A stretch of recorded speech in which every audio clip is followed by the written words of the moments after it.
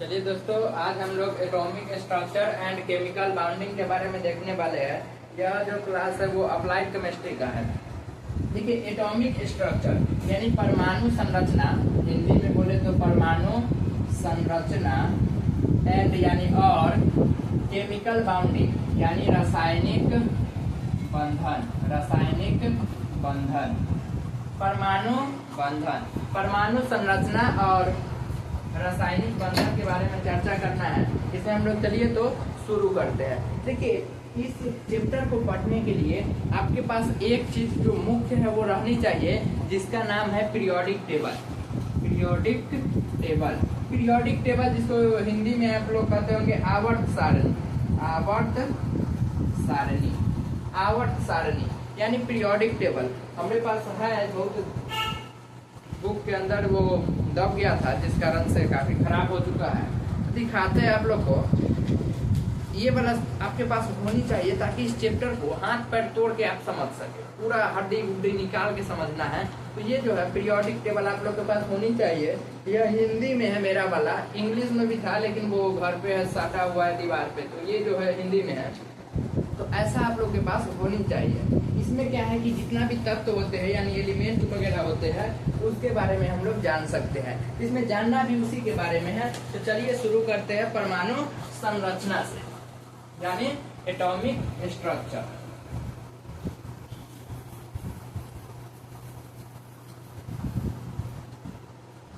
परमाणु, परमाणु देखिए, लिखेंगे हिंदी में बोल दिया करेंगे, थोड़ा मोड़ा इंग्लिश में, उतना हमको इंग्लिश से इंटरेस्ट नहीं है, तो लिखेंगे हिंदी में और बोल दिया करेंगे इंग्लिश में। तो आप लोग उसे एडजस्ट कर दीजिएगा। अब देखिए परमाणु, अब ये परमाणु क्या है? अगर हम इसका डिफिनीशन लिखे तो एक ही प्रकार के परमाणु ऐसे कण है जिसको खंड या टुकड़े नहीं किए जा सकते। ऐसे भी आप लोग जानते होइएगा जिसको कोई भी टुकड़े नहीं किए जा सकते हैं। अब ये कहने वाले अलग अलग व्यक्ति थे। जैसे बात करें भारत में तो बहुत ही पहले एक व्यक्ति कह दिए थे, महर्षि कनाद, जो ऋषि थे जिसका नाम क्या था? महर्षि कनाद। उन्होंने कहे थे कि आप किसी भी पदार्थ को लीजिए यानी किसी भी वस्तु को लीजिए, उसको टुकड़ा कीजिए, टुकड़ा कीजिए, टुकड़ा कीजिए, टुकड़ा, इतना टुकड़ा कर दीजिए वो दिखे भी नहीं, फिर भी टुकड़ा कीजिए। और लास्ट में जो टुकड़ा बचेगा, एक ऐसी टुकड़ा जिसको फिर से हम लोग किसी भाग में नहीं तोड़ सकते हैं, यानी वो लास्ट टूटा हुआ भाग होगा, उसी को कहा गया परमाणु। क्या कहा गया? परमाणु। यानी परमाणु जो है अविभाज्य है। परमाणु क्या है? अविभाज्य। अविभाज्य यानी उसको डिवीजन यानी उसको अलग अलग भाग में डिवाइड नहीं कर सकते हैं। अब देखिए, अ को हम ए लिख सकते हैं, ए से अ। तो अ मतलब क्या होता है? आप लोग पढ़े होइएगा विलोम शब्द में, अ मतलब होता है नहीं। किसी भी शब्द के आगे अ जोड़ दे तो वो उसका विपरीत हो जाते हैं। तो अविभाज्य यानी उसको विभाजित नहीं कर सकते हैं। इसको बोलते हैं टर्म, जिसका नाम पड़ा एटम। क्या बोलते हैं उसको? एटम। तो परमाणु को इंग्लिश में क्या बोलते हैं? एटम। पर एटम क्या है? तो वैसे कण जिसको विभाजित नहीं किया जा सकता है उसको क्या बोलते हैं? एटम यानी परमाणु। क्या बोलते हैं उसको? परमाणु। जिसको विभाजित नहीं किए जा सकते हैं उसको क्या बोलते हैं? परमाणु। क्या बोलेंगे उसे? परमाणु। अब देखिए, ये बात तो ठीक है कि अब विभाजित नहीं किए जा सकते, ये पुराना जमाना के बात था, जो अभी तक चलते आ रहा है उसके हिसाब से भी हम लोग चल रहे हैं। तो ये तो हो गया, लेकिन आगे चल के देखा गया कि छोटा इसमें बहुत कुछ है। अब अलग अलग व्यक्ति है, अलग अलग खोज किए, जिसमें से अगर हम पहले बात करें, जिसका नाम था रदरफोर्ड। क्या नाम था? रदरफोर्ड।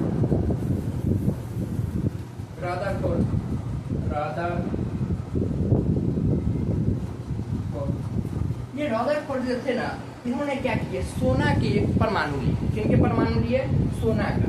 अब कोई भी परमाणु का स्ट्रक्चर तो आप लोग 9th 10th में पढ़े कुछ इस प्रकार से, ये तो पता नहीं कर सकता नहीं है। स्ट्रक्चर कुछ इस प्रकार से परमाणु का होता है। अब इसमें इलेक्ट्रॉन प्रोटॉन होते हैं, वो अलग बात है, उसकी चर्चा हम लोग बाद में करेंगे। ये हम बना दिए एक परमाणु, किसका? सोना का। अब देखिए, सोना का परमाणु है। अब ये सोना में क्या किया गया? अल्फा किरण गुजारा गया। कौन सा किरण गुजारा गया? अल्फा किरण। कौन सा किरण गुजारे गए? अल्फा किरण। बस आप ध्यान से सुनिएगा, आपको पूरा समझ में आ जाएंगे, कोई दिक्कत नहीं होने वाला है। ये अगर आप देख लेते हैं तो बस हिंदी में बता रहे हैं, लेकिन दिक्कत आप लोग को कोई दिक्कत नहीं आएंगे, कंसेप्ट पूरा आप लोग के याद रहेंगे। तो अल्फा किरण गुजारा गया। कौन सा किरण था? अल्फा किरण। अब ये अल्फा किरण जो है ना पॉजिटिव होते हैं। अल्फा किरण क्या होते हैं? पॉजिटिव यानी धनात्मक होते हैं। अल्फा किरण क्या होते हैं? धनात्मक होते हैं। और आप लोग पढ़े होइएगा दो प्लस यानी प्लस प्लस आपस में सटते हैं, ऐसे पढ़े होइएगा। एक बनाते हैं माइनस माइनस और एक बनाते हैं प्लस माइनस और एक बनाते हैं माइनस प्लस। एक बना दिए प्लस प्लस, एक माइनस माइनस, फिर प्लस माइनस और माइनस प्लस। अब इस समय क्या करते हैं? सटा के देखते हैं। तो पहले मान लीजिए ये जो प्लस है इसको मान लीजिए लड़का है। ये क्या है? लड़का है। प्लस क्या है? लड़का है। ये जो माइनस है इसको मान लीजिए लड़की है। ये क्या है? लड़की है। प्लस क्या है? लड़का है और जो माइनस है वो लड़की है। प्लस क्या है? लड़का और माइनस लड़की। अब देखिए लड़का लड़का, बताइए लड़का लड़का आपस में सटेगा? खटक नहीं। अब नहीं सटेगा, इसको क्या बोलेंगे? आकर्षण या विकर्षण। तो बोलेंगे क्या? विकर्षण, जिसको दूसरा नाम प्रतिकर्षण है। यानी यह आपस में नहीं सटेंगे, आपस में नहीं सटेंगे। क्या समान आवेश आपस में सट सकते हैं? प्लस प्लस नहीं सटेंगे। समान कोई भी विद्युत धारा का जो आवेश होते हैं वो नहीं सट सकते हैं, यानी प्लस प्लस आपस में नहीं सटेंगे। उसी प्रकार देखिए माइनस माइनस यानी लड़की लड़की, दो लड़के आपस में सटेंगे। हट हट, तो अलगे नखरा होती, हट गंदा हो जाती कपड़ा, हट। तो बता, दो लड़के आपस में सटेंगे? नहीं सटेंगे। यहाँ पर भी क्या हो जाएगा? आप कहेगा विकर्षण हो जाएंगे। लेकिन यहाँ पे देखिए प्लस माइनस, जब ये देखिए लड़की तो कम लेकिन लड़का सब देखते शुरू हो जाता है सब। लड़की आ गया, चलो शुरू हो जाता। तो लड़का तो ज्यादा चक्कर पकड़ करता है। तो अब बताओ दोनों सटेंगे कि नहीं? तो लड़का लड़की अब क्या होगा? वो तो अलग कंसेप्ट होगा, तो आप लोग समझ रहे होंगे। तो यहाँ पे सट जाएंगे जिसको बोलते हैं आकर्षण। क्या बोलेंगे इसको? आकर्षण। ठीक उसी प्रकार देखिए यहाँ पे लड़की है, यहाँ पे लड़की, लेकिन है तो दोनों, तो सटेगा, इसलिए क्या बोलेंगे? आकर्षण। क्या बोलेंगे? आकर्षण। मतलब समान आवेश आपस में सटेंगे तो नहीं, यानी वो दोनों हट जाएंगे। और अलग अलग विजातीय आवेश यानी दोनों का जाति अलग अलग हो, एक प्लस है एक माइनस, यानी एक लड़का है एक लड़की है, तब ये दोनों आपस में सटेंगे। तो यहाँ पे क्या हुआ? अब यही कंसेप्ट आप लोग याद रखेगा, तो उसके बाद हम लोग यहाँ पर देखेंगे। तो प्लस प्लस आपस में नहीं सटते। अब यहाँ पे क्या हुआ? ये जो अल्फा किरण है ना वो पॉजिटिवली चार्ज होते हैं, यानी धनात्मक चार्ज होते हैं। अब यहाँ पे देखिए इसका आवेश धनात्मक है चार्ज। अब ये जब आगे बढ़ा तो अधिकतम जो किरण था ना वो पास कर गया। अधिकतम किरण क्या हो गए? पास हो गए। तो ये जो रदरफोर्ड बोले परमाणु छोटा खोखला है, खो से ख से खरगोश, खोखला है। परमाणु क्या है? खोखला है। परमाणु क्या है? खोखला है। परमाणु का अधिकतम भाग खोखला है। देखो यहाँ से किरण गुजरे, यहाँ से सब किरण ऊपर चला गया। परमाणु का अधिकतम भाग खोखला है। परमाणु का अधिकतम भाग खोखला है। अब उसके अतिरिक्त जो किरण ताप से गुजरा इस बीच से, वो ऐसे मुड़ गया। यहाँ से भी जो गुजरे वो इस प्रकार मुड़ गया। ये ज्यादा मौज मौज हो गया, नहीं दिख रहा होगा। चलिए इसको थोड़ा और अच्छा से बनाते हैं। ये है सोना का परमाणु। ये जो किरण गुजरा ये तो आसानी से गुजर गया। तो ये कहाँ कहाँ गया कि बीच वाला भाग खोखला, एक पूरे अधिकतम भाग खोखला है। जो बीच से जो किरण गुजरा वो टकरा के मुड़ गए। टकरा के क्या हो गए? मुड़ गए, यानी अपने पथ से विचलित हो गए। अपने पथ से क्या हो गए? विचलित हो गए, यानी छिछड़ के बगल में चल गए। और जो सीधा सीधा गए थे बीच में वो चोटा रिटर्न होके आ गए। रिटर्न होके क्या हो गए? आ गए, यानी सीधा गए थे वो रिटर्न आ गए। और जो टकराए वो इस तरफ चले गए, ऐसे चले गए। और जो बीच में सीधा गए थे वो क्या हो गए? रिटर्न आ गए। इससे ये पता चला कि बीच में जो भी है, यहाँ पे जो भी चीज है वो प्लस गया है तो रिटर्न आया है। इसका मतलब यहाँ पर भी प्लस होगा। ये जो भी है बीच में वो क्या होंगे? प्लस होंगे, तब ना भाग आया है, वरना ही माइनस होता। तो बताइए प्लस माइनस तब सोचे आप दिमाग में आया होगा, सट जाएगा। Plus plus सटेगा? टकेगा नहीं, सटेंगे, इसलिए वापस चला आया।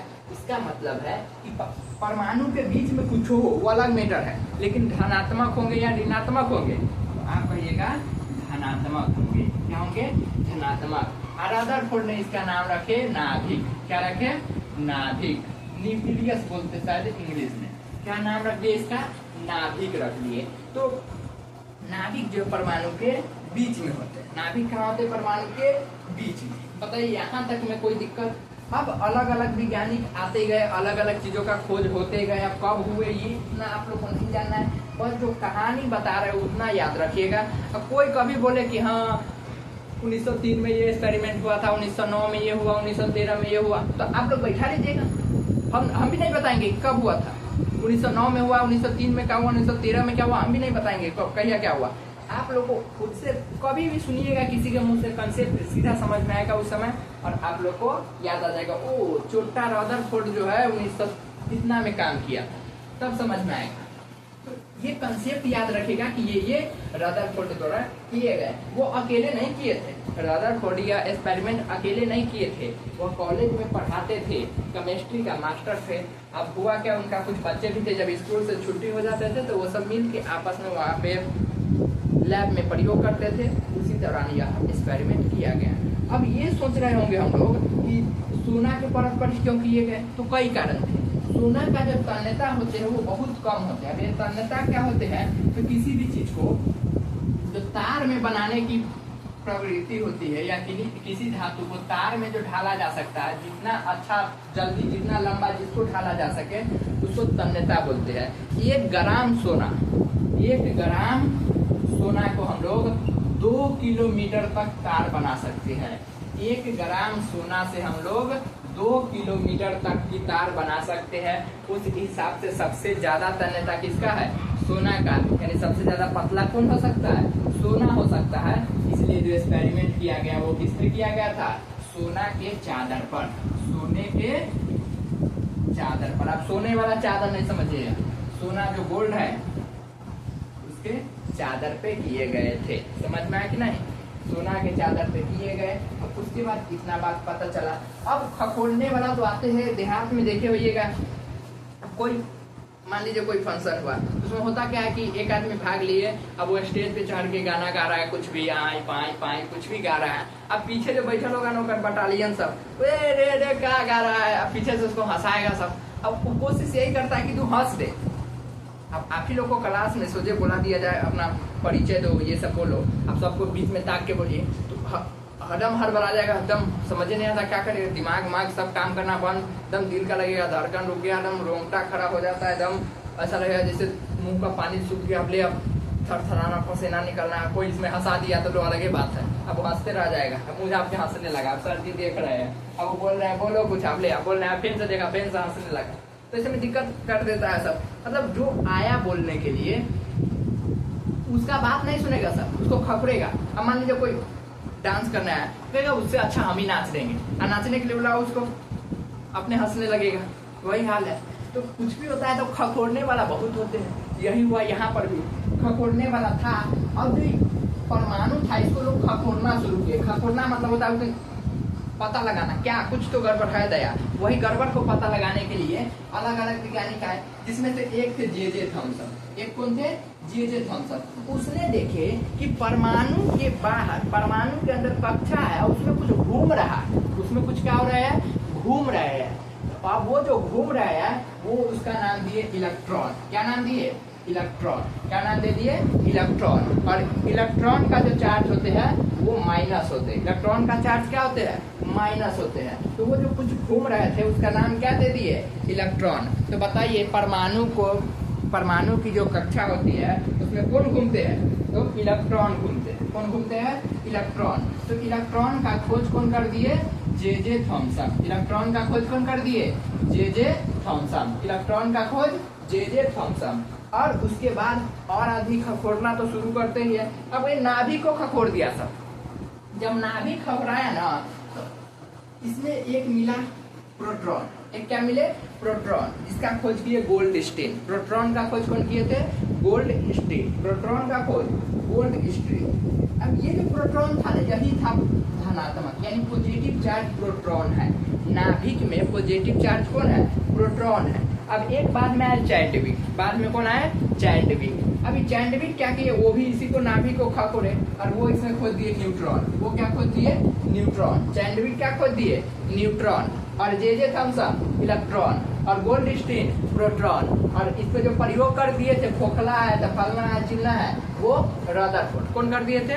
रदरफोर्ड। तो इतना बात याद रखने पड़ेंगे कि जो परमाणु के जो उस पे एक्सपेरिमेंट करने वाले थे अल्फा किरण गुजार के, कौन किए थे? रदरफोर्ड। इलेक्ट्रॉन का खोज जे थॉम्सन, प्रोटॉन का खोज गोल्डस्टीन, न्यूट्रॉन का खोज चैंडविक। न्यूट्रॉन का खोज कौन किए थे? चैंडविक। इतना बात आप लोग को याद रखने होंगे। अगर नहीं याद रहेंगे तो आप बोंक है याद, अगर बोंक है तो उसको किसी कॉपी में लिखते चलिएगा कि हाँ फलना चीज का खोज ये किए थे, चिलना चीज का खोज ये किए थे, और उसके बाद में लिख के आप क्या बोलते हैं उसको मिक्सी में पीस के उसको पी लीजिएगा, आपको सीधे पच जाएगा और आपको याद हो जाएगा। चलिए अब शुरू करते हैं आगे। तो ये सब खोज हो गए। अब देखिए अगर हम परमाणु को बड़ा बनाए, यहाँ पे ये एक परमाणु है, अब इसको नाभि को हम लोग खोजते हैं। ये जो नाभि है ना, नाभि यहाँ ऊपर प्रोटॉन दिया, नीचे न्यूट्रॉन। प्रोटॉन धनात्मक है, प्रोटॉन क्या है? धनात्मक। और बाहर जो कक्षा में इलेक्ट्रॉन घूम रहा है ये है ऋणात्मक। इलेक्ट्रॉन क्या है? ऋणात्मक। प्रोटॉन क्या है? धनात्मक। इलेक्ट्रॉन ऋणात्मक, प्रोटॉन धनात्मक। इलेक्ट्रॉन ऋणात्मक, प्रोटॉन धनात्मक। आप लोग पढ़े होइएगा -6.25 ऐसे करके 10⁻⁻19 कितना जाता है? 10⁻⁻19। अगर बात करें इलेक्ट्रॉन पे कितना चार्ज होते हैं तो याद रखिएगा इलेक्ट्रॉन पे जो चार्ज होते हैं -1.25 गुने 10 के पावर -19। अब बात करें प्रोटॉन का तो प्लस लगा दीजिए 2.6.25 गुने 10⁻⁻19। क्या हो जाते हैं? -19। यानी एक प्लस में चार्ज है और एक माइनस में चार्ज है। ये कौन सा पूछे जाते हैं, वो 9th क्लास में ज्यादा फेमस होते हैं, कोई भी पूछ देता है। तो इतना बात याद रखेंगे, इलेक्ट्रॉन पे जो चार्ज होते हैं 6.25 गुने 10⁻⁻19। और बात करें प्रोटॉन का धनात्मक है तो प्लस 6.25 गुने 10⁻10 के पावर -10 बोलिए तो सोचे -25। क्या हो जाएंगे? 25 बोल रहे, कहाँ चल गए धार में उसका? 19। कितना हो जाएंगे? 19। अब देखिए तो इलेक्ट्रॉन ऋणात्मक है यानी निगेटिव है, प्रोटॉन पॉजिटिव है, और छोटा न्यूट्रॉन आ गया बीच में। न्यूट्रॉन आ गया बीच में। न्यूट्रॉन ना पॉजिटिव है ना निगेटिव है, ये जीरो है। क्या है? जीरो। तो न्यूट्रॉन पे चार्ज होते हैं? नहीं, उदासीन। ये क्या होता है? उदासीन, एकदम जीरो रहते हैं। अब देखिए ध्यान से, इलेक्ट्रॉन माइनस में, अब प्रोटॉन धनात्मक है, तो दोनों आपस में क्या हो जाएंगे? कट जाएंगे। ये प्लस माइनस कट दो, मैथ में लोग पढ़ो, या प्लस माइनस कट दो। तो अब यहाँ पे देखिए किसी न किसी चीज का जिसका सब गुण होते हैं तो उसमें कोई ना कोई एक दोष होते हैं। तो वही हाल है कि छोटा इलेक्ट्रॉन, ये न्यूट्रॉन है ना, नहीं पॉजिटिव है नहीं नेगेटिव है, लेकिन छोटा बहुत भारी है। तो सबसे भारी कण न्यूट्रॉन। सबसे भारी कण क्या हो जाते हैं? न्यूट्रॉन। सबसे भारी कण क्या हो जाते हैं? न्यूट्रॉन। मुझे उम्मीद है यहाँ तक समझ में आ गए होंगे। इसको भी बहुत छेड़ना है, जितना हो सके उतना छेड़ना है। जैसे किसी को आप लोग पीछे करते हैं ना, उससे इसी को भी बहुत पीछा करना है। इसी में बहुत चीज छुपा हुआ है। इसी से शुरू करेंगे हम लोग, आ जाएंगे हाइड्रोजन हीलियम बनाना शुरू करेंगे, फिर पीरियोडिक टेबल पे दिखाएंगे, अलग अलग कंसेप्ट बताएंगे, अलग अलग अपना मोबाइल नंबर लिख के देंगे। पीरियोडिक टेबल का मोबाइल नंबर, किसी भी तत्व को खोजना है मोबाइल नंबर पर कॉल कीजिए, सूर्य वो तत्व कहेगा कि हम यहाँ उपस्थित है। तो इस तरह से अलग अलग कंसेप्ट देखना है। अब देखिए हम लोग इसमें उस समय से चर्चा कर रहे हैं। अब इलेक्ट्रॉन, प्रोटॉन और न्यूट्रॉन, ये छोटा है क्या? अगर हम बोले कि इलेक्ट्रॉन, प्रोटॉन और न्यूट्रॉन है क्या, तो परमाणु के कण है। परमाणु के क्या है? कण है। लेकिन परमाणु के कैसा कण है? तो मौलिक कण है। कैसा कण है? मौलिक कण। परमाणु के 2 प्रकार के कण होते हैं। अगर हम परमाणु को विभाजित करें तो 2 प्रकार से विभाजित होंगे। परमाणु को अगर विभाजित करें तो कितने प्रकार से होंगे? 2। अब देखिए इसको फिर से मिलाते हैं। यहाँ पे लिखे परमाणु यानी एटम। एटम को अगर हम विभाजित करते हैं तो कितने भाग में बांटेंगे? 2। एक फंडामेंटल होता है यानी मौलिक कण। एक क्या होते हैं? मौलिक कण। और एक नॉर्मल जो उपयोग में नहीं होते, न के बराबर उपयोग, जो नॉर्मल क्या बोलते हैं, नॉर्मल साधारण कण। क्या बोलते हैं उसको? साधारण कण हो जाते हैं। तो मौलिक कण 3 ही है, प्रोटॉन, इलेक्ट्रॉन और न्यूट्रॉन। इलेक्ट्रॉन, प्रोटॉन और न्यूट्रॉन। अभी नहीं, इतना इसको घोष लीजिएगा, electron proton neutron, electron proton neutron. अब कोई पूछे न्यूटन का कितना नियम था? 3। कौन? Electron proton neutron. हो गया काम खत्म। क्या बोलते हैं, शॉर्ट वीडियो घसका रहे थे, उसी में था। न्यूटन का बाबू कितने नियम? 3। एकदम कॉन्फिडेंस में 3। अब रिपोर्टर को लगा हाँ बच्चा बहुत तेज है, बताओ कि कौन कौन होते हैं? तो इलेक्ट्रॉन प्रोटॉन न्यूट्रॉन। अब लोग कितना तेज था, निकल गया। तो ये नहीं पता ये न्यूटन का नियम है, इलेक्ट्रॉन प्रोटॉन न्यूट्रॉन। ये 3 मौलिक कण, परमाणु के मौलिक कण कितने होते हैं? 3। कौन कौन? Electron, proton, neutron. यही कारण है कि हम लोग खाली इलेक्ट्रॉन, प्रोटॉन और न्यूट्रॉनों को छेड़ते हैं। इधर भी होता है बोसॉन। इधर क्या होते हैं? बोसॉन, एंटी न्यूट्रिनो, बहुत होते हैं। इधर भी बहुत होते हैं, लेकिन इसका कोई वैल्यू ही नहीं है, इसको पढ़ना ही नहीं होता है। जो रसायन में ज्यादा विशेषज्ञ होते हैं वो पढ़ते हैं। हम लोग को केवल मौलिक कण पढ़ना होता है, जो क्या क्या है? प्रोटॉन, इलेक्ट्रॉन और न्यूट्रॉन। जिसमें धनात्मक कौन होते हैं? तो प्रोटॉन, ऋणात्मक इलेक्ट्रॉन, और जिसपे कोई चार्ज नहीं होते, एकदम उदासीन होते हैं, उसको क्या बोलते हैं? न्यूट्रॉन को बोलते हैं। इसको बोलते हैं न्यूट्रॉन।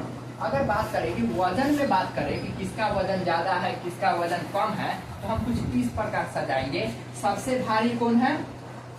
तो न्यूट्रॉन। सबसे भारी कौन है? न्यूट्रॉन। और न्यूट्रॉन से हल्का तो याद रखिएगा प्रोटॉन, और प्रोटॉन से हल्का तो इलेक्ट्रॉन। ये भी आप लोग याद रखेंगे, क्लास करते होंगे तो इसी बात सबको बोला जाता है। यहाँ पे लिख लीजिए weight, according to weight, according to weight. और इसको अपने कॉपी में लिख लीजिए कि सबसे भारी यानी वेट के अनुसार, यानी वजन के अनुसार। ऊपर लिख लीजिए अकॉर्डिंग टू वेट। हमें उम्मीद है कि आप तो कॉपी लेके बैठे होंगे, तो उसको उतारते चलिएगा तो वो अलग बात है ना। देख लिए एकदम फिल्म की तरह, तो वो अलग बात है, वो और अच्छा बात है। अकॉर्डिंग टू वेट यानी वेट के, इसके वजन के अनुसार। सबसे भारी न्यूट्रॉन, उससे हल्का प्रोटॉन और उससे हल्का इलेक्ट्रॉन। ये भी पूछता है, क्वेश्चन में रहता है सजाने के लिए, इनमें से कौन सही है? ए पे, बी पे ऐसे रहता है, उसमें देखे कौन सही है, उसको सही मानना है। तो सबसे ज्यादा वजन न्यूट्रॉन का, उसके बाद वजन प्रोटॉन का, सबसे कम इलेक्ट्रॉन का। और न्यूट्रॉन 0, प्रोटॉन पॉजिटिव चार्ज और इलेक्ट्रॉन निगेटिव चार्ज। इलेक्ट्रॉन क्या होते हैं? Negative charge. यहाँ तक तो समझ में सबको आ गए होंगे। अब आते हैं आगे।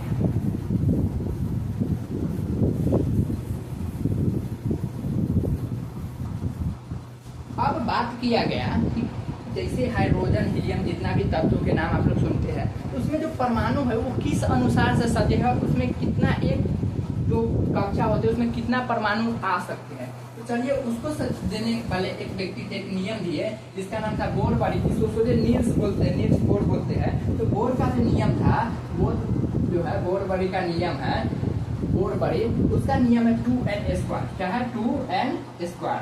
बोर-बॉडी का नियम क्या है? 2n²। इसको नील्स बोर बोलते हैं, नील्स बोर।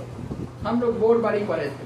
बोर-बॉडी, बोर और वो बॉडी दोनों भाई थे, दोनों दोस्त थे, बोर और बॉडी दोनों मिल के खोजे थे। फिर बाद में अलगे पढ़ लिए, नील्स बोर अकेले है। चलिए 2n², जहाँ n जो है ना, यहाँ n क्या है? n बराबर कक्षों की संख्या। कक्षों की क्या है?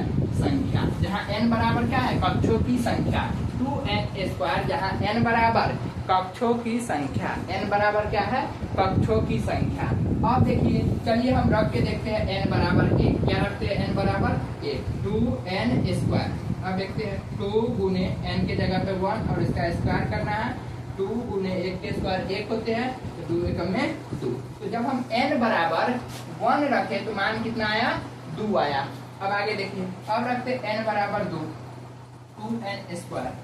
अब देखिए 2 गुने 2, 2 के घात 2। अब 2 गुने 2 के 2 के घात 2 है, यानी 4 हो जाएंगे। 4 दूनी के 8। तो 2 रखे तो कितना आया? 8 है। 1 रखने पे 2 आए और 2 रखने पे 8 आए। चलिए अब 3 रख के दिखाते हैं।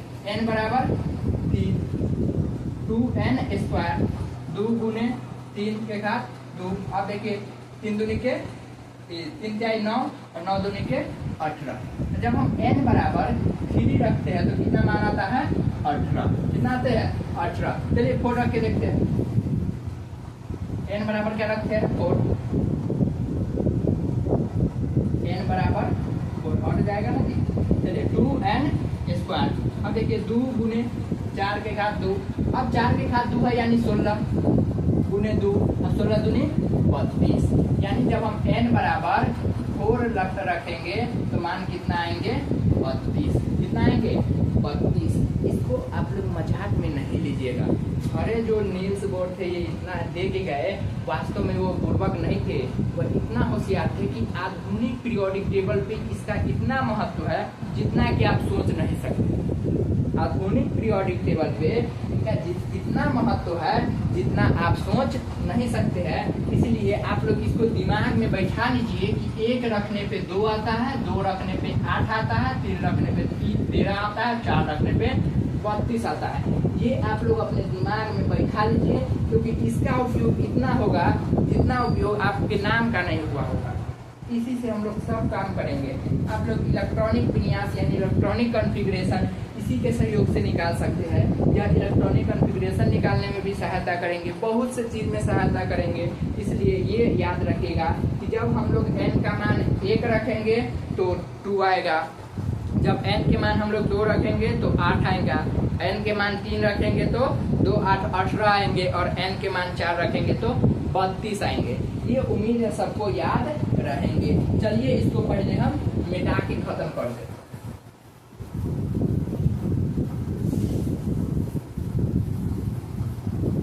अब बनाते जैसे हमको बनाना है, एक रखना है। मान लीजिए यह नाभिक है, अब इसके बाहर ये कक्षा, फर्स्ट कक्षा है, तब फर्स्ट कक्षा में एक इलेक्ट्रॉन दीजिए। ये x क्या है इलेक्ट्रॉन है। अब यहाँ पर भी एक नाभिक बनाते हैं और फर्स्ट कक्षा में 2 इलेक्ट्रॉन दे दिए। कितने इलेक्ट्रॉन दे दिए 2 इलेक्ट्रॉन। अब बताइए इसमें इलेक्ट्रॉन की संख्या है तो आप कहिएगा 1, और इसमें इलेक्ट्रॉन की संख्या तो आप कहिएगा 2। इस तरह निकाल सकते हैं। अब जो जिसमें इलेक्ट्रॉन की संख्या 1 उसको क्या बोलेंगे, जिसमें इलेक्ट्रॉन की संख्या 2 उसको क्या बोलेंगे। इसके लिए देसी जुगाड़ किया गया। देसी जुगाड़ मतलब होता है, याद रखिएगा ट्रिक। इसका ट्रिक ये है कि जिस परमाणु में, हमारा बात सुनिएगा, जिस परमाणु में जितना इलेक्ट्रॉन होगा उतना ही प्रोटॉन होगा। यह बात साबित है। जिस परमाणु में जितना इलेक्ट्रॉन होगा उतना ही प्रोटॉन होगा। तो यह भी अपने कॉपी में लिख लीजिए, अपने दिमाग में लिख लीजिए, जहां लिखना है तहां लिख लीजिए। तो यहाँ तक लिख लीजिए इलेक्ट्रॉन की संख्या बराबर प्रोटॉन की संख्या। इलेक्ट्रॉन की संख्या बराबर प्रोटॉन की संख्या, यानी जितनी संख्या इलेक्ट्रॉन की उतनी ही संख्या प्रोटॉन की। जितनी संख्या इलेक्ट्रॉन की होती है उतनी ही संख्या प्रोटॉन के भी होते हैं। जितनी संख्या इलेक्ट्रॉन के होते हैं उतनी ही संख्या प्रोटॉन के भी होते हैं। तो इलेक्ट्रॉन और प्रोटॉन दोनों की संख्या बराबर है। यहाँ तक में आप लोग को कोई दिक्कत नहीं होंगे। तो अब देखिए इसी बात को यहाँ पे लिखते हैं, इलेक्ट्रॉन की संख्या बराबर प्रोटॉन की संख्या। ये दिमाग में बैठा लीजिए। अब देखिए जब इस परमाणु में इलेक्ट्रॉन 1 है तो आप खुद ही बता दीजिए प्रोटॉन कई होगा। 1 हो। यहाँ पे बताइए प्रोटॉन कई होगा। इतना तो निकालना सीख गए, सबके सब सीख गए होंगे। अब आगे फिर से 1 देते हैं, इसको मिटाते हैं। जीवे मेरे पास मिटाने का है, घोड़ा है घोड़ा। एक हम फिर से बनाते हैं। अब आप लोग को बताना है इसमें कितना इलेक्ट्रॉन और कितना प्रोटॉन, खुद आप लोग को बताना है।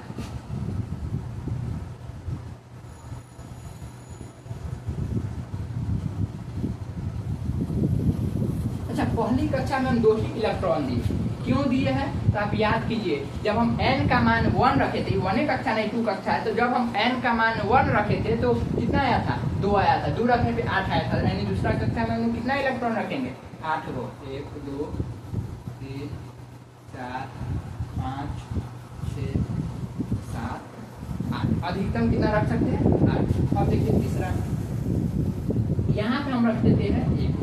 कितना रख दिए 1। और आप लोग को अभी बताना है कि इसमें इलेक्ट्रॉन कितना है और प्रोटॉन कितना है। टूट के जाता है चौक। इसमें इलेक्ट्रॉन कितना है और प्रोटॉन कितना है। चित्र को देखिए और इसमें बताइए इलेक्ट्रॉन कितना है और प्रोटॉन कितना है। 2 4 6 8 10 11 इलेक्ट्रॉन कितना है और प्रोटॉन कितना है। तो आप कहिएगा 1 2 3 4 5 6 7 8 9 10 और 1 11। तो इलेक्ट्रॉन है 11 और जितना इलेक्ट्रॉन उतना ही प्रोटॉन, तो प्रोटॉन भी 11, प्रोटॉन भी क्या हो गए 11। और आप लोग एक चीज पढ़े, एटॉमिक नंबर, 1 में हाइड्रोजन, 2 में हीलियम, 3 में लिथियम, 4 में बेरिलियम, बोरॉन, कार्बन जो पढ़े हैं वो क्या पढ़े, एटॉमिक नंबर। क्या पढ़े हैं, एटॉमिक नंबर यानी परमाणु क्रमांक। अब वो परमाणु क्रमांक क्या है तो आप समझिएगा। परमाणु क्रमांक कुछ नहीं है, परमाणु क्रमांक की यूनिट प्रोटॉन की संख्या। इतना दिमाग में बैठा लीजिए, एटॉमिक नंबर, यहीं पे लिखते ऊपर, atomic number is known as, यानी बराबर दिए किसकी संख्या, तो प्रोटॉन की संख्या, प्रोटॉन नंबर। याद रखेगा, एटॉमिक नंबर बराबर प्रोटॉन नंबर, यानी जो परमाणु संख्या होते हैं वो किसकी संख्या को बताते हैं, तो प्रोटॉन की संख्या को। अब देखिए कैसे, एकदम शांति से देखिएगा। इसमें कितना इलेक्ट्रॉन है, तो 11। प्रोटॉन कितना है, तो 11, यानी इसका परमाणु क्रमांक कितने होंगे, 11। प्रोटॉन को देखे, इलेक्ट्रॉन को नहीं, क्योंकि इलेक्ट्रॉन बहुत बदमाश होते हैं। इलेक्ट्रॉन क्या करते हैं, अब ये 11 वो है ना, एगो बाहर है, नहीं भाग जाएगा, कखनियों भाग जाएगा। सोडियम है 11 में, कखनियों भाग जाएगा, ये तो आप लोग पढ़े हुए हैं। जब इलेक्ट्रॉन भाग जाएगा तो क्या हम यहाँ पे 10 लिख देंगे, नहीं ना, क्योंकि हम लोग इलेक्ट्रॉन का मान से नहीं लिए, किसका लिए, प्रोटॉन का। भले इलेक्ट्रॉन भाग जाएगा लेकिन प्रोटॉन तो साथ निभाएगा। ये सच्चा प्यार किया था, इसलिए प्रोटॉन साथ निभाएगा, ही बार रहेगा। ये फोक्चा में बैठा भाग नहीं सकता है, लेकिन छोटा इलेक्ट्रॉन भाग जाएगा। इसीलिए हम लोग इलेक्ट्रॉन की संख्या से परमाणु क्रमांक नहीं लिखते हैं। एटॉमिक नंबर लिखने के लिए किसका सहयोग लेते हैं, प्रोटॉन का। तो बताओ इसमें कितना प्रोटॉन है, तो आप कहिएगा 11, तो इसका परमाणु क्रमांक यानी एटॉमिक नंबर 11 हो गए। 11 में क्या होते हैं, तो आप लोग कहिएगा Na, यानी सोडियम होते हैं। क्या होते हैं, सोडियम होते हैं। तो आप लोग जो पढ़ रहे थे एटॉमिक स्ट्रक्चर, वो किसके आधार पर बनाया गया है, तो प्रोटॉन के आधार पर। किसके आधार पर बनाया गया है, प्रोटॉन के आधार पे। चलिए अब लिखते हैं 1 2 3 4 5 6 7 8 9 10 11 12 13 14 15 16 17 18 19 20 21। चलिए अब देखिए, पहले हम दिए 1, एक में आप लोग पढ़े हाइड्रोजन, एक में क्या है, हाइड्रोजन, यानी हाइड्रोजन में कितने परमाणु प्रोटॉन होंगे, 1 होंगे। इलेक्ट्रॉन को नहीं देखिएगा, यहाँ पे प्रोटॉन को देखना है। 2 में क्या होते हैं, हीलियम, 3 में तो लिथियम, 4 में बेरिलियम, 5 में बोरॉन, 6 में कार्बन, 7 में नाइट्रोजन, 8 में ऑक्सीजन, 9 में क्लोरीन, 10 में नियोन, 11 में सोडियम, 12 में मैग्नीशियम, 13 में एल्युमिनियम, 14 में सिलिकॉन, 15 में फास्फोरस, 16 में सल्फर, 17 में क्लोरीन, 18 में आर्गन, 19 में पोटेशियम और 20 में कैल्शियम, 21 में स्कैंडियम। यहीं पे हो गया खत्म। अब आगे लिखेगा, ये तो हम उसका साइन लिखे हैं कि हाइड्रोजन को H से दर्शाते हैं, हीलियम को He से दर्शाते हैं, क्लोरीन को F से दर्शाते हैं, तो क्लोरीन को Cl से दर्शाते हैं। ये तो याद रहेंगे, आप लोग को भी याद होंगे, 9वां 10वां का चीज है, ये सब बताने की कोई जरूरत नहीं है, सब आना चाहिए आप लोग को। इस तरह से आप लोगों को कम से कम 30 तक याद होनी चाहिए। कम से कम कितना तक याद होनी चाहिए, 30 तक। 1 से शुरू करना है, कहाँ तक जाना है, 30 तक। 1 से कितना तक, 30 तक। इसमें हम 21 तक तो यहीं पे लिख दिए हैं, इसके आगे भी लिख सकते हैं, जगह नहीं मिटा के लिखना होगा। कम से कम आपको कितना याद रखना है, 30 तक, कम से कम 30 तक। 1 में हाइड्रोजन, 2 में हीलियम, हिंदी में ही याद करिए, जैसे आपको सहूलियत तो सोचे हाइड्रोजन हीलियम लिथियम बोल दीजिएगा, वो भी चलेगा, लेकिन कितने तक याद होने चाहिए, 30 तक। कितने तक याद होने चाहिए, 30 तक। चलिए अब आगे बढ़ते हैं। आप लोग को अगले दिन ये याद होनी चाहिए, क्योंकि अगला दिन ये और काम आएंगे। अभी तो हम बता देंगे, लेकिन अगला जो वीडियो रहेंगे उसमें नहीं बताएंगे जल्दी। कोई चीज कहाँ है, आप लोगों को याद रहनी चाहिए। चलिए जैसे हम बनाते हैं अब सोडियम का, सोडियम का एक स्ट्रक्चर बनाते हैं। पहली कक्षा में 2 इलेक्ट्रॉन, दूसरी कक्षा में 8 इलेक्ट्रॉन, 2 4 5 6 7 8, और तीसरी कक्षा में 1। ये तो सोडियम का परमाणु संरचना हो गया, इसी को बोलते हैं एटॉमिक स्ट्रक्चर। आपका चैप्टर क्या है? एटॉमिक स्ट्रक्चर, ये ना, इसी को बोलते हैं एटॉमिक स्ट्रक्चर। इसको बनाना सीख गए होंगे आप लोग। इसमें क्या क्या होता है? तो प्रोटॉन होता है, न्यूट्रॉन होता है, बाहर क्या होते हैं? तो इलेक्ट्रॉन होते हैं। आप कंसेप्ट समझिए, इसको हम बड़ा बनाते हैं तो आप कंसेप्ट से समझाते हैं। और ये उठता है जी, तो लगता है पाउडर भी अब नहीं लगाना पड़ेगा, ये भी से करेंगे दम चमकने लगेंगे। ये हो गया छोटा सोडियम।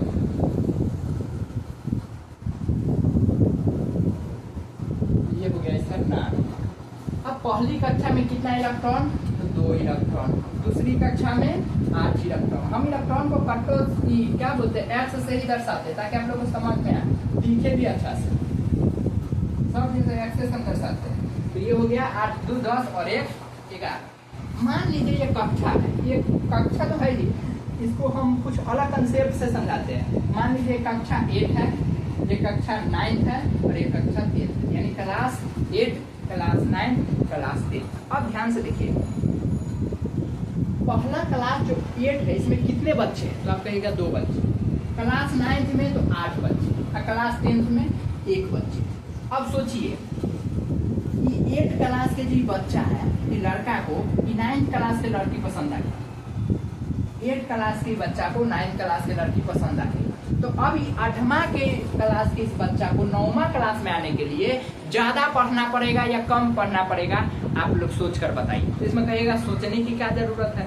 8वां से 9वां में जाना है, यानी 8 क्लास से 9th क्लास में जाना है, तो ज्यादा पढ़ना होगा। यानी किसी भी इलेक्ट्रॉन को अपने कक्षा से अपने उच्च कक्षा में जाने के लिए ज्यादा ऊर्जा चाहिए या कम ऊर्जा चाहिए? तब कहेगा ज्यादा ऊर्जा चाहिए। उसी बात को तो हम देहाती में समझाए है। किसी भी इलेक्ट्रॉन को अपनी कक्षा से उच्च कक्षा में जाने के लिए ऊर्जा ज्यादा चाहिए। अगर ऊर्जा बराबर है तो अपने कक्षा में घूमेगा। अब मान लीजिए ये जो 9वां का लड़का है ना, इसको ये लड़की पसंद आ गई, 8वां की लड़की पसंद है, मान लो अभी लड़की है पसंद आ गई। अब 9वां के लड़का को ज्यादा पढ़ना पड़ेगा या कम पढ़ना पड़ेगा? अब कहेगा कम पढ़ना पड़ेगा, तब नहीं इसमें आ जाएगा। अब इसमें आके इसको कोई कोना में बैठ के इसको देखेगा खाली, जहिया सर्दी के चपेट में आया बस पूछ पाछ के कहेगा छोटा 9वां में तो भाग जल्दी से। इसका मतलब है कि किसी का ऊर्जा बढ़ गया, मान लीजिए इस इलेक्ट्रॉन का ऊर्जा बढ़ गया, तो उड़ेगा और उड़ के चले जाएगा अगला कक्षा में। आई बाय दम डिंग डोंग करेगा। जब ये ऊर्जा घटा तो जहाँ का था कहीं चल जाएगा, जहाँ का था वहीं फिर से चल जाएगा। अब मान लीजिए ये जो है 9वां क्लास का, इसका ऊर्जा बढ़ गया, इसका ऊर्जा क्या हो गया? अच्छा बढ़ गया तो और क्या बताया था उसे भूलिएगा। मान लीजिए 9वां क्लास के बच्चा, इसका ऊर्जा देह में बढ़ गया, इसका ऊर्जा क्या हो गया? बढ़ गया देह में, कि अपना कक्षा से उच्च कक्षा में जाएंगे। मान लीजिए यहाँ पे आके घूम रहे हैं, जब तक ऊर्जा ठीक है, जब तक बेसिक पढ़ रहा है चल रहा है, जहिया सर जी पूछ दिया हार्ड सवाल, कहेगा छोटा 9वां में से आया, एक लपट मारेगा चन सीना एकदम पहुंचा देगा सोचे इसको पुनः 9वां क्लास में, यानी अब 10वां में आया था फिर से चल जाएगा 9वां में। यानी जब तक ऊर्जा ज्यादा था तब तक 10वां में घूम रहा था, यानी अपने से अलग ऊपरी कक्षा में घूम रहा था। जब ये ऊर्जा घटा अपने कक्षा में आ गया। अब मान लीजिए इसका ऊर्जा घट गया, अभी तो बढ़ा था तो चल गया था, अब इसका ऊर्जा घट गया, कि 9वां से कहाँ चल जाएगा? 8वां में पढ़े। हाँ कौन सी हो तो पढ़े ना भैया 9वां तो आ गई 8वां, अब पढ़ेगा। अब 8वां में ठीक ठाक पढ़ने लगा, जहाँ ऊर्जा बढ़ फिर से कहाँ चले जाएगा?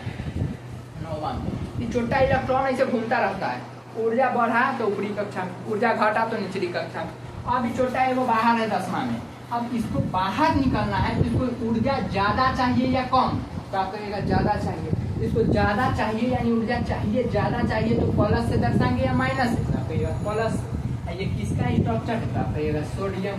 किसका स्ट्रक्चर है? सोडियम का। और सोडियम में एगो ये जो फालतू अभी लग रहा है, कैसे लग रहा है वो अलग बात है। तो यहाँ पे 1 इलेक्ट्रॉन है, ये अकेला है, सोचेगा ना भाग जाए यहाँ से अलग कहीं किसी के साथ ब्याह हुआ करके रहे। ये जो ब्याह करने जाएगा ये अलग से इधर रहेंगे, ये जो चले जाएंगे तो इसको ऊर्जा ज्यादा चाहिए ना जाने के लिए, सोडियम के ऊपर क्या दे देंगे? छोटा गिर का है सोडियम के ऊपर क्या दे देंगे, प्लस। क्या दे दिए, प्लस। तो ये तो सब जानते होंगे कि सोडियम के ऊपर प्लस आता है। कैसे आ रहा है समझ में आ रहा है कि अपना एक इलेक्ट्रॉन को क्या करेंगे, भेज देंगे। मुझे उम्मीद है अभी भी आप लोगों को बहुत दिक्कत हो रही है, अभी भी आप लोग को थोड़ा मोड़ा दिक्कत हो रहे होंगे। धीरे धीरे देखते जाइए, समझ में आ जाएंगे। अब वीडियो के सामने मुद्दा अच्छा से नहीं बता पाते, यहीं पर 50 बच्चा रहता ना, तब रिकॉर्डिंग होता ना, तब अलगे मजा रहता, क्योंकि वहाँ पे सामने रहता, सबका मुंह का चेहरा देख के समझ में आता है कि क्या समझ में आ रहा है कि नहीं आ रहा है। अब सोचिए अब बोल रहा है ना, कोई है एगो सुतर है उधर, बस अब हम बता रहे हैं यहाँ पे मोबाइल है, बस लाइन पकड़ी, लाइन कट जाएगा, पता चला पूरा कनेक्शन छूट जाएगा, सब दिन बंद हो जाएगा, फिर वीडियो अगला दिन मिलेगा, यहीं से बात करके तो अलग अलग बहुत समस्या हो जाता है। यहीं पे बहुत बच्चा रहता पढ़ाने में, तब बनता तो अलग बात था। अब देखिए ये तो समझिए प्लस माइनस का, वो तो आगे देखेंगे। अब देखिए हम आपको बताए सोडियम 11, ये तो सब जानते हैं, मतलब 11 में सोडियम है। छोटा इसको माथा पे कुछ लिख देता है 23, क्या लिख दिए 23। अब बताइए कि आपको हम दिए 20 kg चावल, यहाँ से उठाओ और यहाँ पे लेके जाओ, तो आप कैसे लेके जाइएगा, तो माथा पे आप चावल को कैसे लेके जाइएगा, माथा पे धरे और लेके चल जाइएगा। तो जब माथा पे चावल को ले जाइएगा तो भार आपका कहाँ लगा, माथा पे, यही है सोडियम का भार। ये क्या बता रहा है, उसका भार, यानी इसका वेट बता रहा है। और ये बता रहा है एटॉमिक नंबर। ये क्या बता रहा है, एटॉमिक नंबर। क्या बता रहा है, एटॉमिक नंबर। ये बता रहा है एटॉमिक नंबर, और ये बता रहा है इसका वेट। ये क्या बता रहा है, इसका वेट बता रहा है, और ये एटॉमिक नंबर बता रहा है। अब एटॉमिक नंबर को हम लोग जेड से दर्शाते हैं, और एटॉमिक इसका जो वेट है उसको हम लोग ए से दर्शाते हैं। ये ऊपर लिखा था पहले, समझिए। तो ए से किसको दर्शाते हैं, किसी भी परमाणु के भार को, और जेड से किसको दर्शाते हैं, परमाणु क्रमांक को। परमाणु क्रमांक को जेड से, और परमाणु भार को ए से। इसमें आप लोग कुछ चीज अपने निकाल सकते हैं। देखिए ध्यान से जरा, अब हम आपको कहे ये जेड था, इसका जेड है, इसका क्या था, संख्या था, परमाणु संख्या। इसमें इलेक्ट्रॉन कितना है, प्रोटॉन कितना है, न्यूट्रॉन कितना है, इसका भार कितना है, आप लोग निकाल कर बताइए। यह भी देता है। ये बनाना बच्चों का खेल है मेरे नजर। अब कैसे तो समझिए, यहाँ पे दिए हुआ है, ये क्या है, इलेक्ट्रॉन। और जितना इलेक्ट्रॉन की संख्या उतना प्रोटॉन की संख्या, ये तो सब जानते हैं। अब भार डेल ही है कितना, तो अब निकालना क्या है, केवल न्यूट्रॉन ही ना निकालना है कि सोडियम में कितना न्यूट्रॉन है। तो न्यूट्रॉन निकालने का फॉर्मूला है, न्यूट्रॉन निकालने का ए माइनस जेड। ए माइनस जेड, न्यूट्रॉन बराबर ए माइनस जेड, यानी परमाणु भार बराबर माइनस परमाणु क्रमांक, परमाणु भार माइनस परमाणु क्रमांक। अब इसको सिद्ध करना चाहिए हमें कि नहीं करना चाहिए, हमें लगता है नहीं करना चाहिए कि कैसे आया, लेकिन कर देते हैं। आप लोग को भी मन में आएगा कि कैसे हम लोग इसको माइनस करते हैं, क्या देखिए ये तो याद रहेंगे कि n बराबर क्या है formula, a minus J. n बराबर फॉर्मूला a माइनस जे। ये क्या है, तो परमाणु भार है। ये क्या है, परमाणु भार है। अगर आप ध्यान से देखिएगा तो हम फॉर्मूला लिखे हैं n बराबर a माइनस जे, लिखे। अगर आप ध्यान से देखिएगा तो हम इसको ऐसे करें, a को इधर लिया तो उल्टा पलटी करते हैं, a माइनस जेड बराबर n। अब देखिए a बराबर n, और ये z इधर माइनस में, तो इधर आने पर प्लस। यहाँ तक तो सबको समझ में आ गया होगा। अब देखिए ध्यान से, अब a क्या है तो आप लोग कहिएगा भार है, और जेड n क्या है तो कहिएगा न्यूट्रॉन है, न्यूट्रॉन है, इसका वेट था। और जेड क्या है तो आप कहिएगा प्रोटॉन की संख्या है, प्रोटॉन की संख्या है, वैसे इंग्लिश में लिखते हैं, प्रोटॉन की संख्या है। इसका मतलब है कि न्यूट्रॉन की संख्या प्लस प्रोटॉन की संख्या बराबर होता है परमाणु भार। और बताइए इलेक्ट्रॉन माइनस में न था, अब माइनस में किसी चीज का भार होता है तो न्यूट्रॉन इलेक्ट्रॉन का भार नहीं होता है। इलेक्ट्रॉन क्या होते हैं, माइनस में होते हैं, इसलिए उसका भार नहीं होते हैं। भार किसका होता है, केवल नाभि का, क्योंकि किसी भी परमाणु का बीच में नाभिक होते हैं और नाभिक क्या होते हैं, भार ही होते हैं। तो भार किसका होते हैं, नाभिक का। और भार क्या क्या चीज का होता है, तो न्यूट्रॉन का और प्रोटॉन का, न्यूट्रॉन का और प्रोटॉन का। तो हमें किसका भार निकालना है, न्यूट्रॉन का। अब भार दे ले है कितना, तो 23। तो हम जब प्रोटॉन का भार घटा देंगे तो न्यूट्रॉन का भार ना आ जाएगा।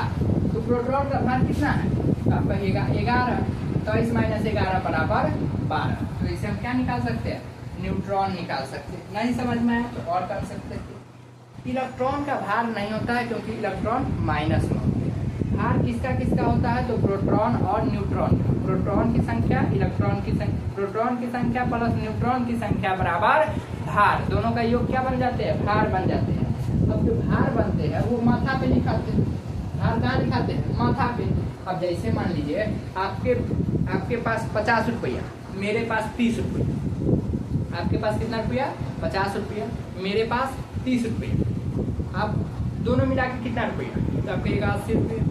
अब वो 80 रुपया में से हम अपना ले लिए 30 रुपये, तो आप जो बचा वो किसका होगा, तो आप कहेगा आपका होगा। आप कहेगा मेरा हो गया, यानी आपका होगा। तो आपका होगा तो पहले कितना था, 80, उसमें से हम कितना ले लिए 30। तो आपका जो बचा होगा वो कितना होगा, 50।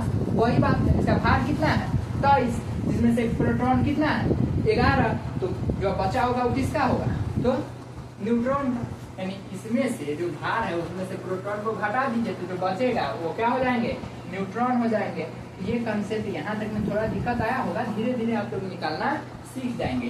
तो बताइए सोडियम में इलेक्ट्रॉन की संख्या 11, प्रोटॉन की संख्या 11, न्यूट्रॉन की संख्या 12 और परमाणु भार 23। परमाणु भार कितना होता है, 23। तो ये भी याद रखने होते हैं। और देते हैं, और निकालिए आप लोग। कल 1 से 30 तक आप लोगों को परमाणु क्रमांक याद होनी चाहिए। तत्वों का नाम 1 से 30 तक याद होनी चाहिए, तभी हम लोग इलेक्ट्रॉनिक विन्यास लिखना सीखेंगे। किसी भी तत्व को खोजना सीखेंगे कि कैसे खोजा जाता है। एवेगेड्रो क्या थे, कैसे नियम दिए थे, वुंड का नियम क्या होता है, ऐसे ऐसे सजाने वाला है, क्या है वुंड के नियम है, इसको क्यों उपयोग किया जाता है, क्या इसे क्या पता चलता है, इसे कैसे सजाते हैं, क्यों डी 4 गो पूरी नहीं खाता है, 9 गो पूरी, ऐसे अलग अलग कंसेप्ट में जो है क्या होता है बलाव, ये सब इसी में जानना है। काफी मतलब बड़े चैप्टर लगाते हैं, हम लोग पढ़े थे तो बहुत दिन लगा था, तो उस समय इतना मतलब वो ही नहीं था। चलिए देखते हैं अब आगे। हम 1 में ही थे तो इसे पढ़ लिए, मैं बाबा जीनियस थे 1 में। टिफिन होता था तो हम खाना नहीं खाते थे, चलिए बुक पढ़ लेते थे। अब तो मने नहीं करता, बस खोए रहना है, ऐसा नहीं है। चलिए आगे बढ़ते हैं। अब फिर से लेते हैं, आप लोग निकालिए।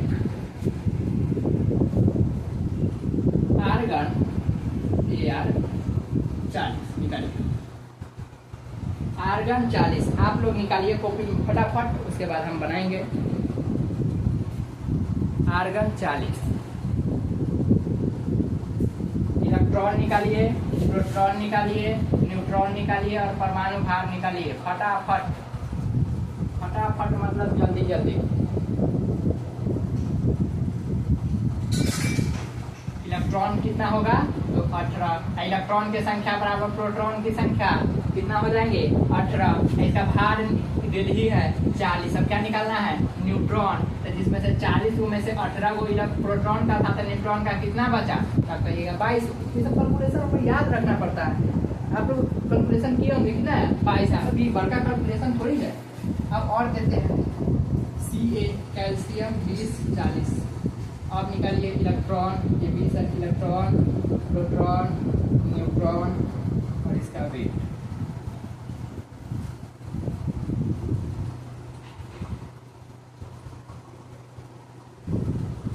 तो इलेक्ट्रॉन कितना है 20। इलेक्ट्रॉन की संख्या बराबर प्रोटॉन की संख्या। अब 20 40 में से 20 प्रोटॉन है तो न्यूट्रॉन भी 20। अब परमाणु भार 40। एक चीज आप गौर कीजिए, आर्गन का भी परमाणु भार 40 और कैल्शियम का भी परमाणु भार 40 है। छोटा बीच में आने वाला जो पोटेशियम 19, इसका भी भार 40 है। अब लोग तीनों का भार क्या है 40। तो जिस तत्व का भार समान होते हैं उसको कहते हैं समभारी।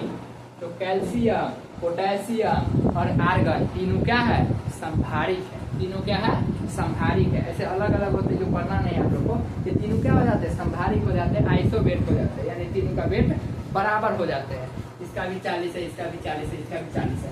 इसमें इलेक्ट्रॉन और प्रोटॉन की संख्या अलग अलग हो जाएंगे, ये नीचे जो दिया हुआ है इसका 18, इसका 19, इसका, लेकिन भार तीनों का क्या है, सेम, केवल भार ही सेम होगा, बाकी सबके सब क्या हो जाएंगे, अलग अलग हो जाएंगे। मुझे उम्मीद है यहाँ तक में कोई दिक्कत नहीं होंगे। अगले दिन के लिए आप लोग को कुछ चीज चाहिए ताकि आगे में कोई दिक्कत न आ सके, हम लोग अच्छा से देखेंगे। जिसके लिए आप लोग को 1 से लेकर 30 तक एटॉमिक नंबर याद कर लेना है। इसके अतिरिक्त आप लोग को एक पीरियोडिक टेबल ले लेना है, एक पीरियोडिक टेबल जिसको हिंदी में आवर्त सारणी बोलते हैं, वो ले लेना है। और उसके बाद आप लोग को कोई दिक्कत नहीं होंगे। मुझे उम्मीद है समझाने का जो तरीका है वो आप लोग को समझ में आए होंगे।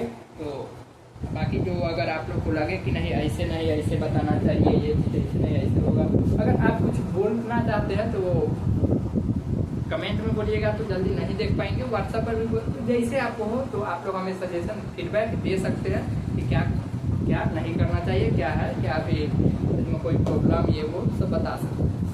तो फिर मिलते हैं, फिर मिलेंगे अगले वीडियो में। तब तक के लिए आप लोग ये जुगाड़ रख लेंगे और अपना ख्याल रखेंगे।